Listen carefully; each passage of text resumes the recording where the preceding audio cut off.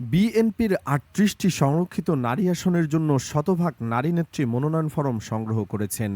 তাদের মধ্যে বিশেষভাবে আলোচনায় এসেছেন কেন্দ্রীয় মহিলা দলের সহ স্বনির্ভর বিষয়ক সম্পাদক অ্যাডভোকেট আসমা আজিজ, যিনি রূপে গুণে এক অনন্য নারী বলে মন্তব্য করেছেন এলাকাবাসী।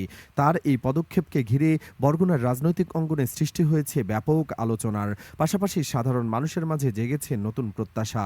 এর আগে গত জাতীয় নির্বাচনে বরগুনা ১ আসনে মনোনয়ন প্রত্যাশী ছিলেন তিনি।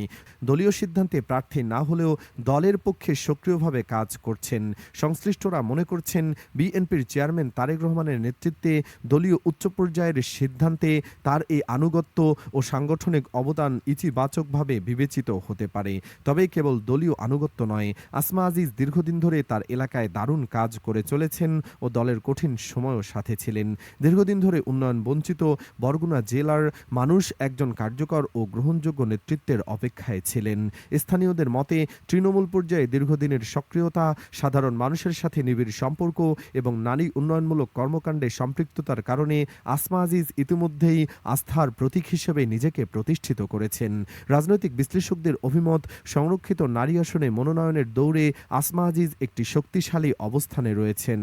তার রাজনৈতিক জীবনে রয়েছে দীর্ঘ সংগ্রাম, দলীয় দুঃসময়ে সক্রিয় ভূমিকা এবং একাধিক মামলা হামলার অভিজ্ঞতা, যা তাকে একজন পরীক্ষিত ও ত্যাগী নেত্রী হিসেবে পরিচিত করেছে।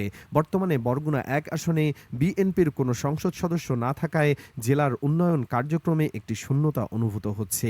এই প্রেক্ষাপটে স্থানীয়রা মনে করছেন, আসমা আজিজ মনোনয়ন পেলে জেলার অবকাঠামো উন্নয়ন, শিক্ষা ও স্বাস্থ্য খাতে অগ্রগতি এবং নারীর ক্ষমতায়নে গুরুত্বপূর্ণ ভূমিকা রাখতে পারবেন।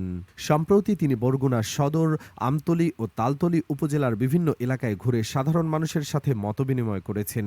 এ সময় তিনি রাস্তাঘাট, শিক্ষা, স্বাস্থ্যসেবা ও অন্যান্য জনদুর্ভোগের চিত্র তুলে ধরে সেগুলোর সমাধানে কাজ করার প্রত্যয় ব্যক্ত করেন। আসমা আজিজ বলেন, আমি সবসময় সাধারণ মানুষের পাশে থেকে কাজ করেছি। সুযোগ পেলে বরগুনাকে একটি আধুনিক, উন্নত ও মানবিক জেলায় রূপান্তর করতে চাই। বিশেষ করে নারীদের ক্ষমতায়ন ও স্বনির্ভরতা নিশ্চিত করা হবে আমার অন্যতম অগ্রাধিকার। সচেতন মহলের মতে, শিক্ষা, পেশাগত দক্ষতা এবং সাংগঠনিক অভিজ্ঞতার সমন্বয়ে আসমা আজিজ সংরক্ষিত মহিলা আসনের জন্য শক্ত অবস্থানে রয়েছেন।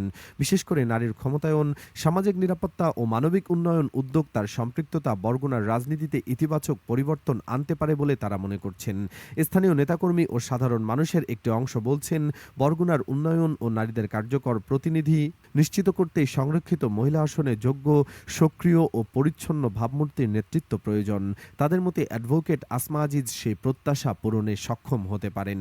এ বিষয়ে আসমা আজিজ বলেন, বরগুনা ১ আসনের বরগুনা সদর, আমতলী ও তালতলী উপজেলায় ত্রয়োদশ জাতীয় সংসদ নির্বাচন উপলক্ষে বিভিন্ন এলাকা ঘুরে সাধারণ মানুষের সঙ্গে সরাসরি কথা বলেছি। তাদের জীবনযাত্রার নানা সংকট, দুর্দশা, দুঃখ এবং দীর্ঘদিনের অবহেলার চিত্র খুব কাছ থেকে দেখেছি। দীর্ঘদিন ধরে বিএনপির রাজনীতির সঙ্গে যুক্ত রয়েছি। বিগত ১৭ বছরে একাধিক মামলা ও হামলার শিকার হয়েছি। তিনি আরও বলেন, স্থানীয় জনগণ রাস্তাঘাট, কালভার্ট, ব্রিজ, স্বাস্থ্যকেন্দ্র, শিক্ষা ব্যবস্থা এবং মৌলিক অবকাঠামোগত উন্নয়ন সংক্রান্ত বিভিন্ন সমস্যা তুলে ধরে দ্রুত সমাধানের দাবি জানিয়েছে।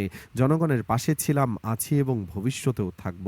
মনোনয়ন প্রসঙ্গে তিনি বলেন, আমি যদি বরগুনার সংরক্ষিত মহিলা আসনের সংসদ সদস্য হিসাবে দায়িত্ব পাওয়ার সুযোগ পাই, তাহলে জনগণের প্রত্যাশাকে অগ্রাধিকার দিয়ে অসমাপ্ত উন্নয়ন কাজ সম্পন্ন করতে সর্বোচ্চ চেষ্টা করব।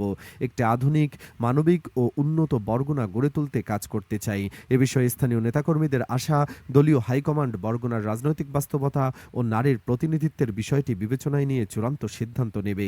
তাদের মতে আসমা আজিজ দলের একজন সক্রিয় ত্যাগী কর্মী। তার বিষয়টি গুরুত্ব সহকারে দেখা উচিত। সবশেষে দলীয় সিদ্ধান্ত নির্ধারণ করবে কে পাচ্ছে চূড়ান্ত মনোনয়ন। তবে বরগুনাবাসীর প্রত্যাশা, জনগণের আকাঙ্ক্ষার প্রতিফলন ঘটিয়ে একজন যোগ্য, ত্যাগী ও পরীক্ষিত নেতৃত্বকে মনোনয়ন দেওয়া হবে। বন্ধুরা, আপনারা তাকে নারী কোটায় সংসদে দেখতে চান কিনা জানাতে পারেন ভোট। ধন্যবাদ।